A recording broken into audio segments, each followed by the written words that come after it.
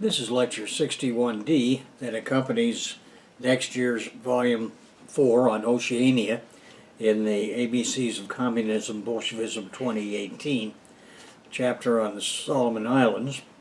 And today we're talking about the chiefdom spread through the Solomon Islands. And I want to begin by emphasizing again the reasons for this spread in Oceania of people in the simple chiefdom stage. Now, you want to remember that in the agricultural regions of the Old and New Worlds where simple chiefdom spread, it was to dump what otherwise would have been farm staple producing labor time. In other words, people moved not because they did not know about agriculture, or irrigation, or fertilizer, and crop rotation, but because moving meant starting over, and starting over burned up that labor time in ways that did not contribute directly to overproduction, that inevitably would end up differentially distributed. And of course the chiefdom, as the tribal council before it, could use the tried and true solution of collecting surplus production above the agreed upon amount per person, regardless of the number of persons per household. However, it would be better if these differentials between farms did not exist to begin with. And eventually the internal contradiction posed by Chayanov's rule, where increasing population enabled by excellent natural farming conditions and or some natural farming catastrophic occurrence, for example disease, tornadoes, hurricanes, floods, and drought, would require a unifying religion.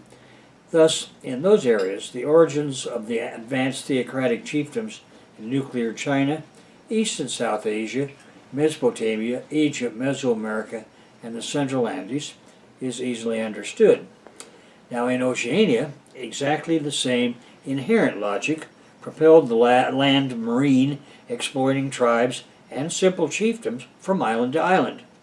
It would be better to find a new island and establish new hamlets, villages, and monumental centers, with all their associated hunting, gathering, fishing, catchment areas. Better, that is, than staying put and perfecting systems that were already so plentiful in production as to keep the specter of overproduction and all the potential for differential acquisition ever present. Eventually, the internal contradiction constantly being recreated by the too good ecological exploitation technology in the mode of production would require a unifying religion for society to survive. And when it arose in Oceania, as we have seen, it lasted many centuries, perhaps 1,000 years, as it had with land-based agricultural technology as these chiefdoms spread. When ATCs emerged, some of them eventually had to become predatory, and in Oceania they engaged in war and headhunting, and to keep populations under control and population levels in check, this worked rather well. When even the unifying religion was insufficient to maintain unity in the face of ranks becoming classes, putting the army and police in private hands was easily accomplished because the armed force was already there and already at the service of the high ranks. Some of these primitive class and state kingdoms were encountered by European settlers who dreaded them, and when they cannot be evaded, survived at great cost. Now, this is the way the interpretation of Lapita ceramic and village spread should be understood from a historical materialist perspective. The ceramic style seriation of Lapita is a convenient marker for the spread of the simple chiefdom stage, and the subsequent emergence of stone megaliths is a convenient marker for the spread of the advanced theocratic chiefdom stage. There is no archaeological support for early Lapita occupation of the central Solomons.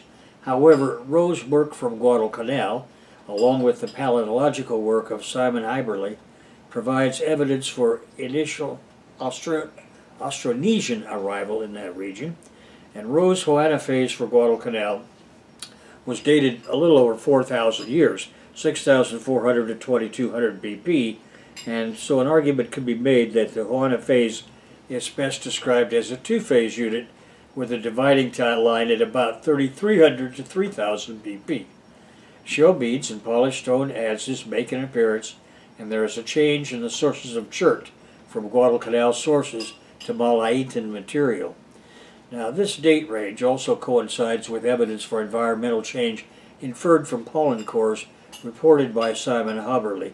The base of two cores from the northern alluvial plains of Guadalcanal, based on sedimentation rate dates earlier than 3000 BP. One radiocarbon date is pre-3000 BP, and both cores show continuous charcoal influx, and the Lakutu swamp core shows appreciable fluctuation after 3200 and before 2100 BP. The most dramatic and sustained charcoal influx occurs just before 2100 BP and after the tephra, dated to 2650 BP. Now, the northern plains of Guadalcanal support a fire climax vegetation community maintained by regular human burning. Haberle's sequence suggested by 3300 BP at the earliest, and most likely after about 2600 BP, the grasslands and burning were already an integral part of the environment, and although there is no direct evidence in the Hoana phase for agricultural activities, including animal husbandry, there was a massive human impact on the environment in the form of increased forest clearance and erosion between 2750 and 2150 BP. A very similar pattern indicating a dramatic rise in charcoal influx at 2600 BP appears in the Roviana cores. In Roviana, this correlates with the oldest date available for the intertidal Haghoy site. In the southeast Solomons, there are 14 known Lapita sites in the Reef Santa Cruz Islands, which is an extraordinary high density of Lapita sites for such a comparatively small area surveyed. 3 of the sites excavated provide an important chronological sequence and an outline of ceramic change in the southeast Solomons. The largest area is 153.5 square meters, and it provides the most complete excavation of a Lapita settlement to date. It supports a model for the organization of early Lapita habitation sites.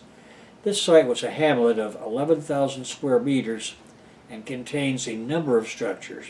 These included one large rectangular structure with artifact concentrations and 2 smaller structures indicated by surface pottery distributions in the northern part of the site. A spatial analysis of the artifacts identified distinct patterns in the distribution of vessel forms when compared to post hole and other subsoil features. These patterns appeared to reflect an association between vessel form and the function of the structures.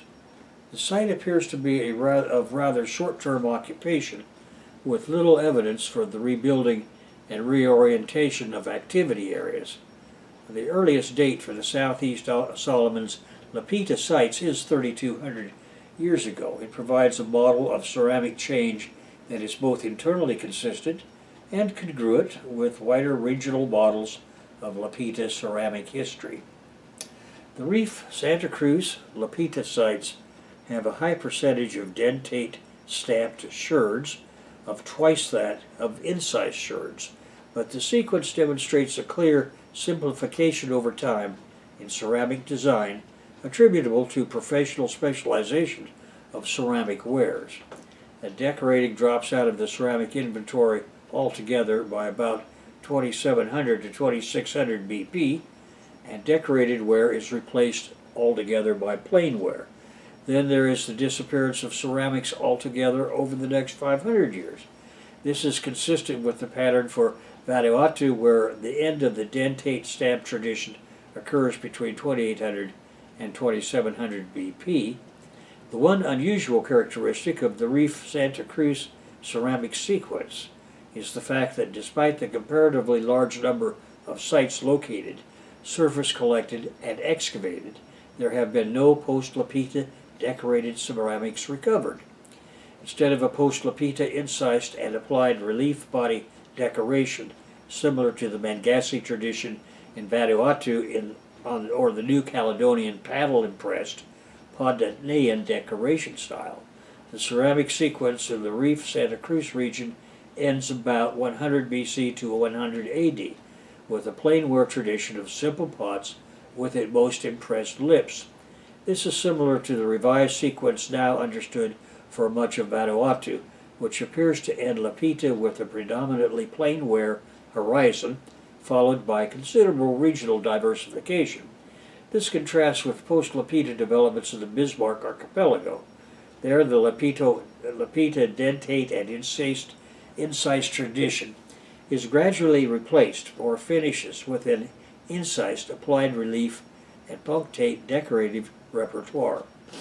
Along with the ceramic sequence, one of the most important results from the Reef Santa Cruz Lapita investigations concerns the transport of exotic lithic materials. The Lapita sites of the Reef Santa Cruz Islands stand out in the abundance of stone imported from distant sources, and some of these sites contain more than 600 pounds of obsidian originating from sources located 1,200 miles to the west in the Bismarck Archipelago. So a strong case can also be made that this material was transported directly and in repeat voyages over a period of some hundreds of years. Most of the material comes from the Talisea and Admiralty sources, that is almost 98%. A small amount comes from the comparatively close Banks Island, 240 miles to the south. One piece is sourced to Ferguson Island, off the coast of the PNG. By comparison, Lapita period or Kiki phase on the island of Tikopia, also in the southeast Solomons, dates from 900 to 100 BC. Thus it overlaps the Reef Islands Lapita period that has only 3 pieces of rhyolitic obsidian sourced to Maris. Although other sites in Vanuatu may have more obsidian, the amounts are small. According to this assumption, Lapita settlers would have followed a west-east colonization path, settling the northern and western Solomons before crossing to the central and southeast Solomons. Experts I followed believe the current picture of site distribution and chronology is roughly accurate and not fatally flawed by insufficient archaeological survey or biases in site preservation. Now, this revised model proposes that the Lapita colonization of the Solomon Islands involved 3 basic movements as follows. First, the settlement of the Reef Islands and Santa Cruz occurred during the early Lapita period. It was the first settlement of the Solomon Islands by Lapita peoples and involved leapfrogging the main islands of the Solomon group. In other words, it involved a direct settlement from the Bismarck Archipelago. The amount of obsidian from the Bismarcks is indicative of a special, long-distance relationship and is not replicated anywhere else in remote Oceania. There is additional genetic support for a model of direct settlement from the Bismarcks. Mitochondrial DNA evidence shows that the modern genetic makeup of populations of the Reef and Santa Cruz region is similar to those of New Britain and to the south, Vanuatu and New Caledonia. Re-evaluation of the Reef Santa Cruz Austronesian languages suggests that the closest relationships are to be found in the St. Matthias group north of New Ireland. Now, secondly, the northern and western Solomon Islands were settled shortly after 2700 BP by an Austronesian expansion from the west during the late Lapita period. This established an intertidal settlement pattern based on stilt houses, plus the use of a ceramic suite including incised and applique ceramics that spanned near Oceania from New Ireland to New Georgia. Evidence for this expansion is found in the ceramic record and is supported by the paleoenvironmental evidence for increased forest clearance around 2600 BP in the central and western Solomons. And thirdly, the central and southeast Solomons east of the Florida group were settled by Austronesians in the late Lapita period, aceramic populations moving to the west from the Reef Santa Cruz region settled this region. This hypothesized back movement of Austronesian speakers resulted in the development of the Tryon-Hackman line. That line is a major linguistic division that separates Western Oceanic from Central and Eastern Oceanic languages. The congruence between the archaeological data and the linguistic pattern indicates a complex pattern of cultural origin and development in the region. So, the late prehistoric development of traditional Solomon Island societies is a Dark Age period following Lapita in many parts of near and remote Oceania. The Solomon Islands are no exception. Where ceramics ceased, and this apparently includes most of the Solomon Islands, in the first millennium AD, there is little archaeology. A gradually increasing density of remains follows this dark period until about 500 years ago. And after this time, there is a well-preserved surface record across most of the islands. So we come to the advanced Theocratic chiefdoms. The remains of stone platforms, shrines, wharfs, old villages, artificial islands, terracing, irrigation works, and fortifications are diagnostic. This is documentation of the emergence of traditional Solomon Island societies, which are in fact advanced Theocratic chiefdoms encountered by Europeans. It is when the formation of the social, ethnic, and political landscape of the Solomon Islands began. As described by the first ethnographers of the 19th century, this landscape was characterized by an amazing diversity in language and culture.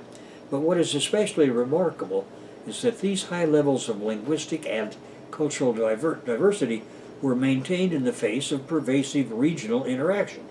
The study of the emergence of traditional Solomon Island societies and the development and maintenance of diversity represents a significant challenge to archaeology. And in reviewing the late period record for the Solomon Islands below, we concentrate on the key data types which are both archaeologically accessible and relevant to such a study.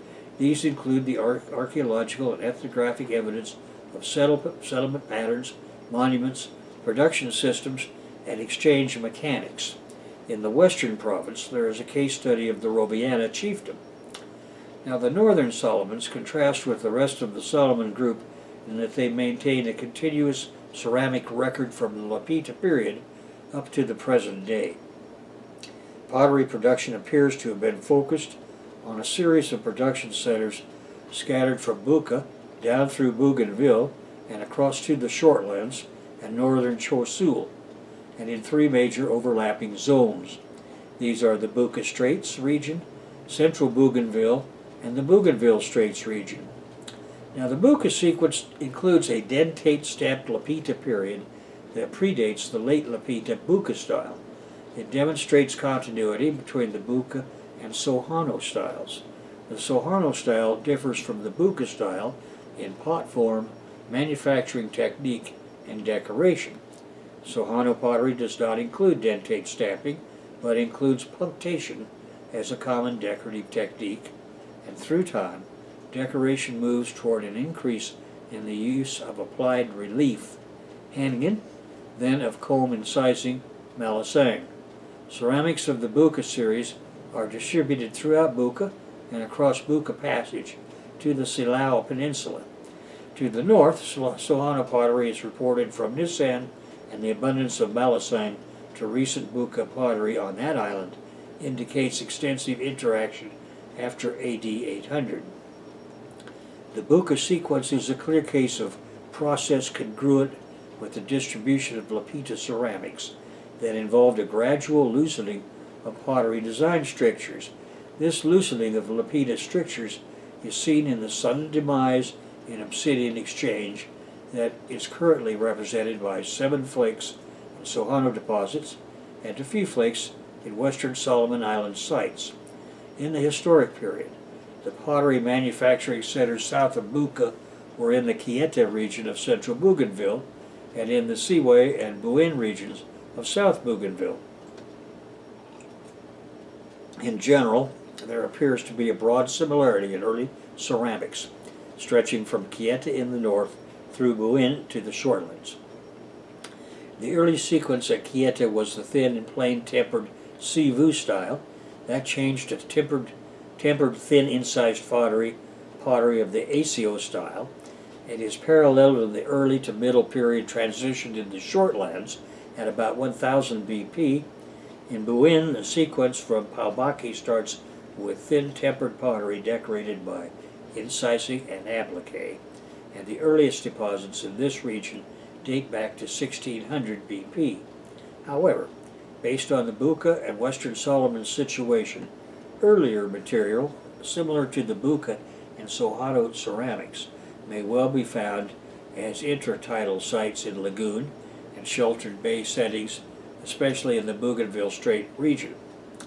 It is probable that throughout this region the sequence of ceramic change starts from a common late Lapita base, the calcareous tempered plain ceramics from Quieta, although later in time they are linked to the plain calcareous tempered Buccaware and the early thin plainware in the shortlands.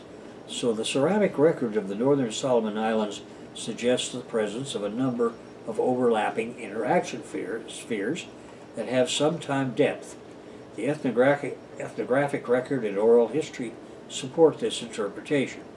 To the north, the Nissan-Bucca northern Bougainville interaction sphere centers on the Bucca Straits. To the south, the Bougainville Straits interaction sphere extended from southern Bougainville across to the Shortland group of Ahi, Manu, and Faro Islands and into northern Chosul. The historic settlement pattern of Bougainville and Bucca is characterized by continuous coastal settlements in the north, scattered hamlets in the mountainous interior, and interior hamlets on the Buin Plain. This is reflected in the Archaeological Survey record of North Bougainville and Bucca. In the south, 19th century reports comment on the thinly populated southern coast in contrast to the densely populated Buin Plain. Before World War I, the fertile Buin Plain supported small, scattered hamlets. A network of paths joined men's houses. A similar pattern prevailed in the Seaway area of southwest Bougainville. Most of these hamlets rarely held more than 50 people. Their political organization was based on the competitive power politics of big men whose interaction gave cohesion above the hamlet level. In the post-World War I period, and to the extent there was political organization, it was a colonial transformation of the previous advanced theocratic chiefdoms. The late prehistoric settlement pattern in the shortlands consisted of coastal villages opposite reef passages with some interior hamlets or garden houses occupied for short periods. This pattern is consistent with that reported by Guppy in 1887, using ceramics recovered from test excavations and surface collections from about 140 sites. Irwin created a style seriation, placing the sites into a four-stage chronological sequence. That sequence starts about 1500 to 1000 BP and includes 6 modern villages. This location and functional analysis suggests that the settlement pattern has remained essentially unchanged, with no major shifts in the forces influencing settlement. The data do, however, appear to reflect some change in Alu populations over time, with a significant 19th century population decline due to the devastating impact of European disease. Other than Irwin's shortland sequence, the archaeological record of settlement pattern changes in the northern Solomon Islands is still undeveloped. What archaeology there is in both the north and in the shortlands indicates a tendency toward patterns of long-term continuity in the distribution and relative density of settlements. Ethnographic observations in the south suggest that the major cultural factors affecting change arose from the interaction spheres. Using the historic Bougainville Straits as an example, this included slave raiding and headhunting. The impact of colonial administrative developments and disease after contact added another factor. Volcanism has been the greatest non-cultural influence on settlement patterns of the last 1,000 years in the Treasury Group and southern Bougainville. Bougainville is unique in the Solomon Islands because of the many large volcanoes along the central spine of the island. Volcanic activity over the last few thousand years has resulted in deep ash deposits and pyroclastic flows. These shaped the cultural history of the island, and they created large uninhabitable zones that repeatedly isolated the northern and southern regions. On the other hand, and at the same time, volcanic action enhanced soil fertility, and this explains the population densities of the Buin Plain. In the central and eastern Solomons, there is no ceramic record. Monumental architecture is the common archaeological feature of the region, and this region has a spectrum of monumental structures ranging from shrines and burial structures with the more elaborate forms occurring in the east. In Santa Ana and Star Harbor, that is Makira, there are walled rectangular platforms containing multiple burials. In both places, they are associated with settlement zones.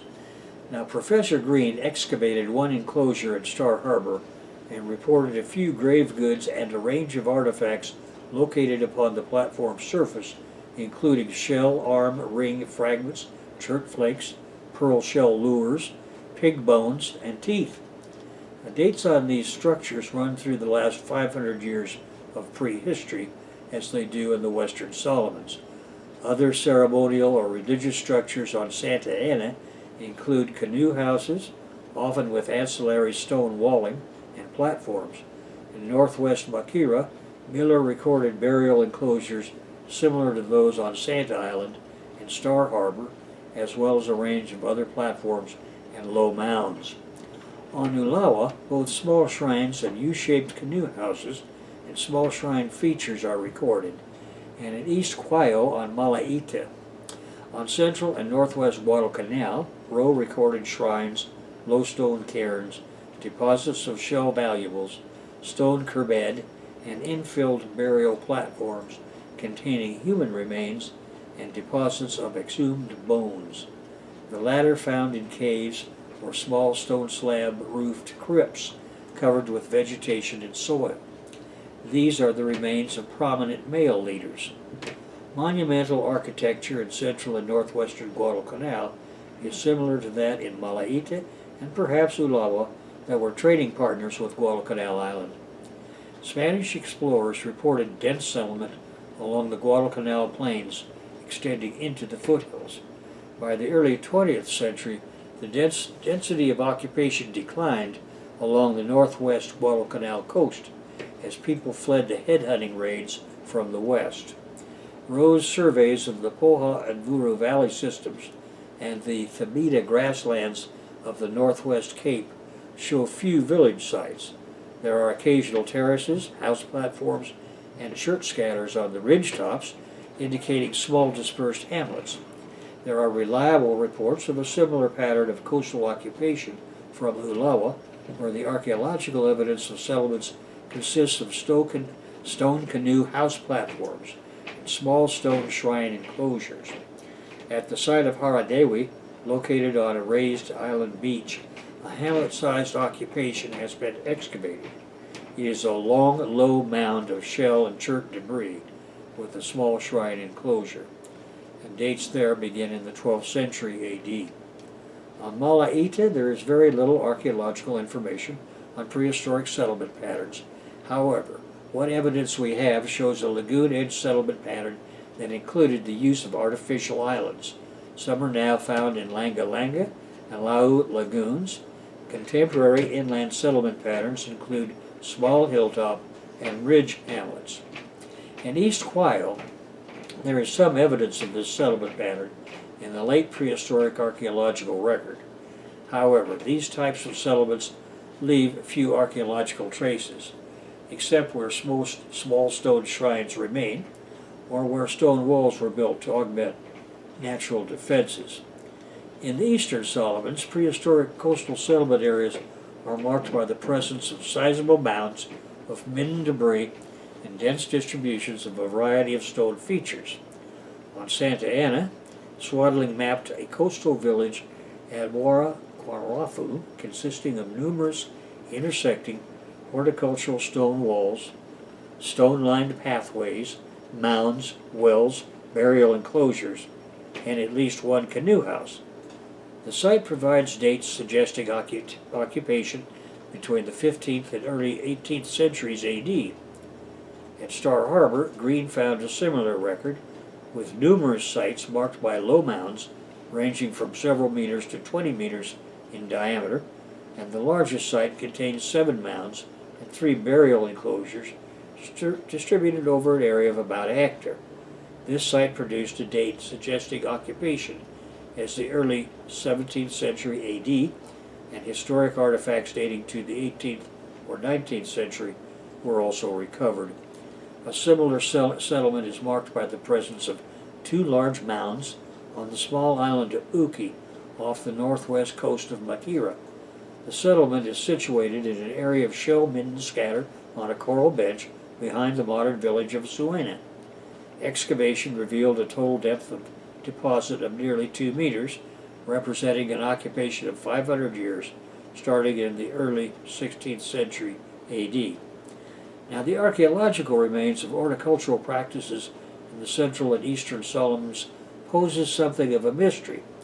Mendana et al. Report large and intensive irrigated gardening systems in the interior of Guadalcanal to the west of modern Honiara, yet at the time of Yen's review of agricultural systems, there was no evidence of irrigation systems in the region, although he did report enclosed field systems, suggesting some degree of agricultural intensification. Rowe used aerial photography to locate some pond field systems in the interior valleys of the northwest cape of Guadalcanal, and these have been tentatively dated to about 450 BP. On Ulawa, Hendren reported walled gardening systems comprising large areas of adjoining stone-walled enclosures on the coastal flats of the island, and on the higher lands, combinations of enclosures and stone-faced terraces extending down valley slopes. On Santa Ana, more substantial enclosures with walls up to 1 meter high and varying in width from 40 to 150 centimeters served as walled yam gardens. Green's survey at Star Harbor and on the island of Uki did not locate any horticultural field evidence. Historically, Malaita, Ulawa, Makira, Santa Ana, Uki, and the Marua Sound area of southeastern Guadalcanal were all bound together by extensive trade. Their trading network involved the movement of chert from Malaita and Ulawa, metamorphic and igneous stone adzes from Marau Sound, and beads from Makira. Other networks linked western Guadalcanal with the Florida group and Malaita in the exchange of chert, shell beads, and various perishable goods. The archaeology suggests that these exchange systems have some antiquity. The key indicator of early trade in the region is the distribution of chert, especially that from extensive Ulawan and Malaitan source areas. Davenport attributes the chert flakes recovered in all of his Santa Ana excavations to sources on Ulawa or Makira.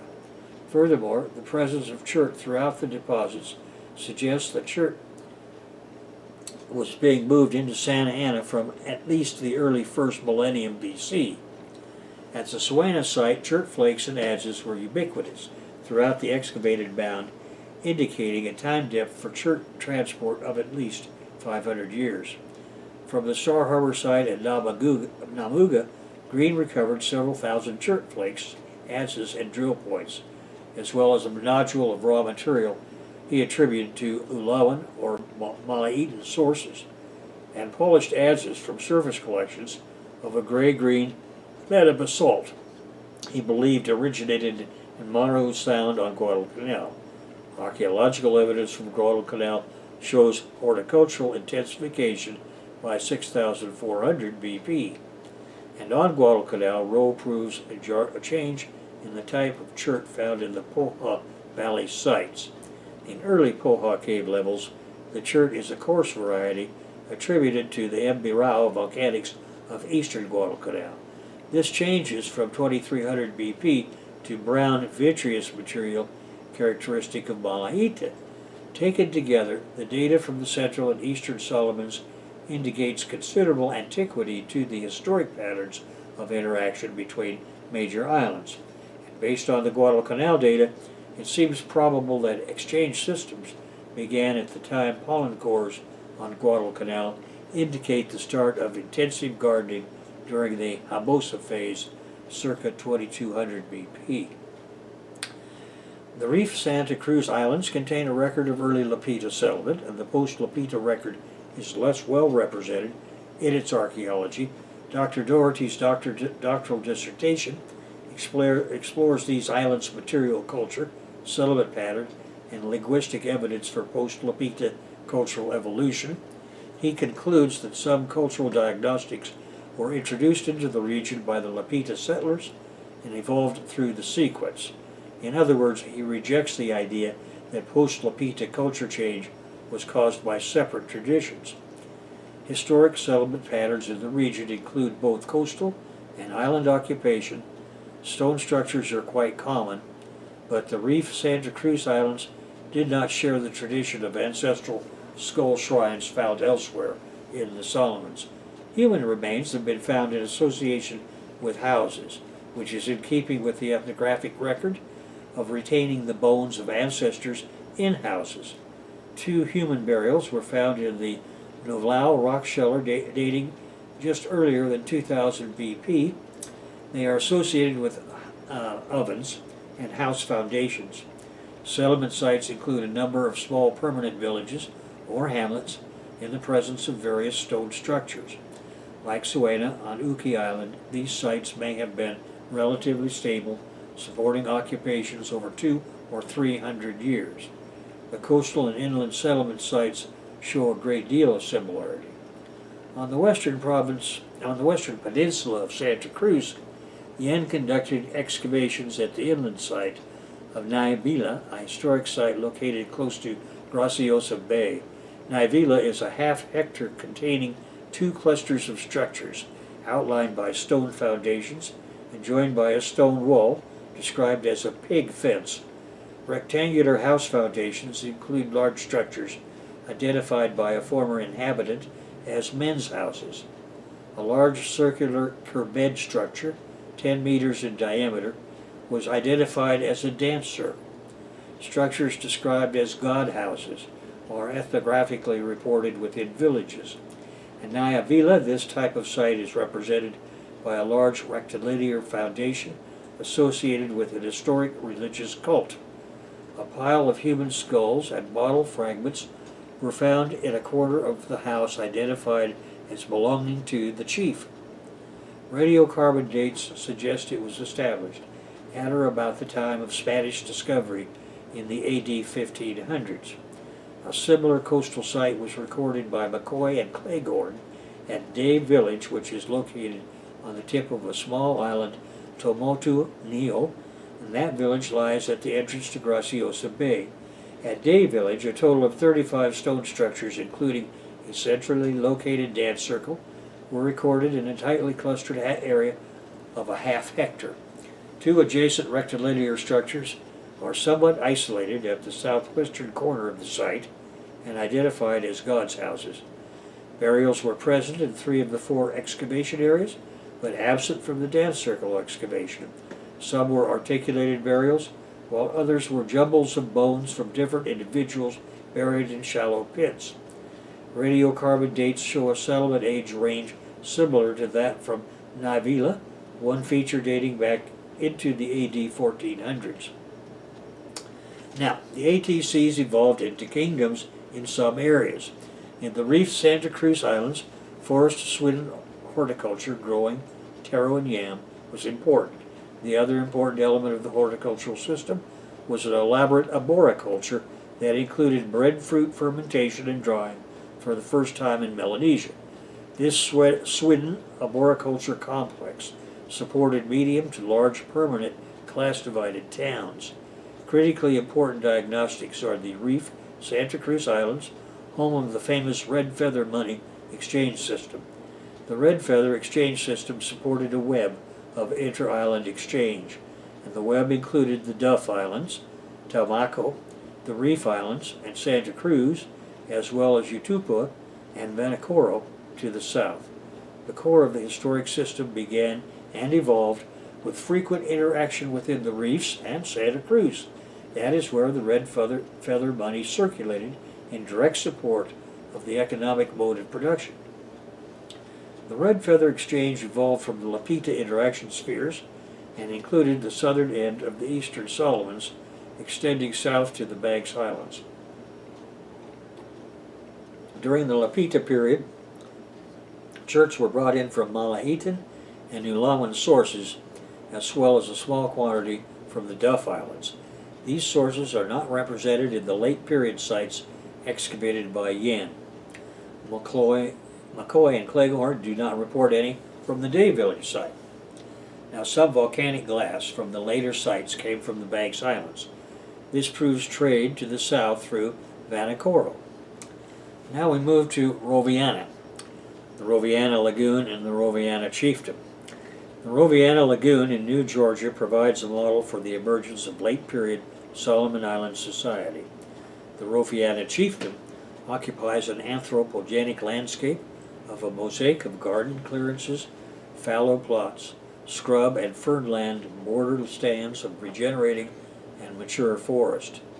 Its ATC skull shrine is well sheltered with a number of deep, safe passages to the open sea. The Voragare Kalika Kokorapa Olobuki skull shrine is the only chiefly skull shrine located within Nusa Rovianos fortified area. The ATC mythology doctrine has its god teaching the people how to construct the first war canoe, Tomoko. Then, through the intercession of the ancestors, sweet potato production was supplemented by the traditional crop plants of taro, yam, bananas, and sago. Roviana began as a coastal ATC chiefdom. Major building phases occurred before 400 BP, and about that time the evolution from proto-class ranks to true classes was completed. Permanently maintained armed men were employed by the ruling classes. In other words, the state had emerged. A kingdom succeeded the ATC, and some of the population was enslaved and dealt with its private property, along with much land and hunting fishing areas being allocated similarly. The head hunting system was an essential part of the political economy. Other introduced food plants now included cassava, which does especially well in the low nutrient conditions. Construction features are the Kalikoku Hill Fort and many fort temples, shrines, and dance floors. Inside Kalikoku Fort was found the Bakiha Kindu Holy Bible kind of document. It is typologically written with a font like the ones in Bay, that's B-A-I. Accordingly, it predates fortification construction and eventually provides ideological continuity from the ATC to kingdom times in the hands of Roviana priests. Now, the mature Roviana economy featured external, that is, foreign exchange, in the hands of the slavocrat rulers. Elaborate shell artifacts and later on historic artifacts were included in manuscripts of ancient origin, which were of writing and used in then current ceremonies that are called palimpsests, such as the Bakiha Kindu. A palimpsest, by the way, is a document that's been cleaned of its old writing and rewritten on. Now, Vanuatu's prehistory, constructed archaeologically, we're moving on to Vanuatu now, shows that people speaking Austronesian languages first came to the island some 3,300 years ago. Pottery fragments have been found dating to 3,300 BP. What then is known of the pre-European history of Vanuatu comes ethnographically from oral histories and legends. The transition from ATC to kingdom has an important early king in Vanuatu named Roy Mata. As with all early class societies, it had slavery, and Roy Mata united several tribes. Mata was buried in a large mound with several retainers put to death to accompany him. In AD 1606, the first island in the Vanuatu group was discovered by Spaniards and named Espiritu Santo. Then the Portuguese explorer Pedro Fernandes de Quiros spied what he thought was a southern continent. In 1768, Europeans returned when Louis-Antoine de Bougainville rediscovered the Vanuatu Islands. And in 1774, Captain Cook named the islands the New Hebrides, a name that lasted until independence. In 1825, trader Peter Dillon's discovery of sandalwood on the island of Erromango began a rush that ended in 1830 after a clash between immigrant Polynesian workers and indigenous Melanesians. During the 1860s, capitalist planters in Australia, Fiji, New Caledonia, and the Samoan Islands needed unfree labor, and they kicked off a program of permanent long-term indentured labor. They sponsored a trade called blackbirding. At the height of blackbirding, more than one-half the adult population of several of the islands worked abroad. To provide ideological support against the native peoples already enslaved and at home among fellow religionists, they brought missionaries, both Roman Catholic and Protestant, to the islands. Settlers came looking for land on which to establish cotton plantations. When international cotton prices collapsed, they switched to coffee, cocoa, bananas, and most successfully coconuts. Initially, British subjects from Australia made up the majority, but the establishment of the Caledonian Company of the New Hebrides in AD 1882 soon tipped the balance in favor of French subjects, and by 1900 the French outnumbered the British 2-1. Now moving on to New Caledonia. New Caledonia is a special territory of France located in the southwest Pacific Ocean, 750 miles east of Australia. The New Caledonian archipelago is part of the Melanesia and includes the main islands of Grande Terre that locals call La Caillou, the Pebble. Also included are the Loyalty Islands, the Chesterfield Islands in the Coral Sea, the Bellop Archipelago, the Isle of Pines, and a few remote islands. New Caledonia has a land area of 7,172 square miles. In 2014, its population was nearly 300,000, consisting of the Kanaka original inhabitants, Europeans, Polynesians, and Southeast Asians, and the capital of the territory is Noumea. The earliest traces of human presence in New Caledonia date back to chiefdoms of the Lapita period, who were highly skilled navigators and agriculturalists, as we have seen. On 4 September 1744, British explorer Captain James Cook was the first European to sight New Caledonia during his second voyage. He named it New Caledonia, as the northeast of the island reminded him of Scotland. In 1788, the west coast of Grande Terre was approached by Jean-François de Comte de La Pérouse. In 1796, the Loyalty Islands were first visited, and until 1840 only a few sporadic contacts with the archipelago were recorded. Contacts became more frequent after 1840 because of the interest in sandalwood from New Caledonia. French imperialism introduces unfree labor. As trade in sandalwood declined, it was replaced by a new form of trade in unfree labor called blackbirding that we have just reviewed, and as we have seen, this was a euphemism for enslaving people from New Caledonia, the Loyalty Islands, New Hebrides, New Guinea, and the Solomon Islands to work in sugarcane plantations in Fiji and Queensland in Australia. The trade lasted into the 20th century. The victims of this trade were the original population of Kanakas. The first missionaries were Protestant from the London Missionary Society. The Catholic Marist brothers arrived in the 1840s. And the capitalists wanted these missionaries to suppress insurrectionist tendencies among their unfree workers.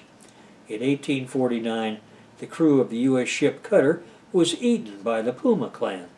The Caps used this incident to inflame public opinion in Europe and North America against the free people of the islands. French imperialism begins on 24 September 1853, when, under orders from Napoleon III, Admiral Frere de Point took formal possession of New Caledonia. On the 25th of June the following year, 1854, Port de France, Noumea, was founded. A few dozen free settlers settled on the west coast in the following years. Then New Caledonia became a penal colony, and from the 1860s until the end of the criminal transportations in 1897, about 22,000 criminals and political prisoners were sent to New Caledonia. The Bulletin of the General Society of Prisons for 1888 indicates that 10,428 convicts, including 2,329 freed ones, were on the island as of 1 May 1888, by far the largest number of convicts detained in overseas penitentiaries. Any poverty-driven offense from loitering to the theft of a loaf of bread was sufficient to qualify a person for criminal deportation. And then there were the Paris communards. Among the convicts were many communards arrested after the failed Paris Commune, including Henry de Roquefort and Louise Michel.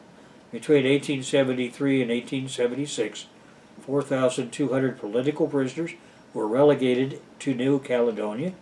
Only 40 of them settled in the colony. The rest returned to France after being granted amnesty in 1879 and 1880. French imperialism expands. In 1864, nickel was discovered on the banks of the Diahat River, and with the establishment of the Society of Nickel in 1876, mining began in earnest. The French imported laborers to work in the mines, first from the neighboring islands, then from Japan, the Dutch East Indies, and French Indochina. The French government also attempted to encourage immigration from Europe, but without much success. The indigenous population was excluded from the French economy, even as workers in the mines, who were confined to reservations, revolted. This sparked a violent reaction, and in 1878, High Chief Altal of Lafoa united many of the Central Law tribes and launched a guerrilla war that cost 200 Frenchmen and 1,000 Kanaks their lives. The Europeans brought new diseases such as smallpox and measles. Many people died because of these diseases, so the Kanak population declined from around 60,000 in 1878 to 27,000 in 1921, and their numbers did not increase again until the 1930s.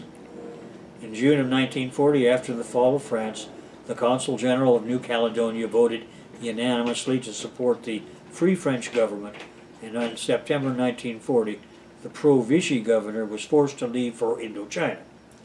In March 1942, with the assistance of Australia, the territory became an important Allied base. Noumea became the headquarters of the United States Navy and Army in the South Pacific. McHale's Navy fans will recall New Caledonia as a favorite vacation spot for these gallant sailors, and the fleet that turned back the Japanese Navy in the Battle of the Coral Sea in May of '42 was based at Noumea. American troops numbered as many as 50,000 at that time, the equivalent of the then contemporary population. And that brings us to a conclusion of our lecture on the Solomon Islands. And next we're going to move on to Australia, which is a continent within the area that I described as Oceania. And we'll begin that lecture with our discussion of primitive communism in Australia.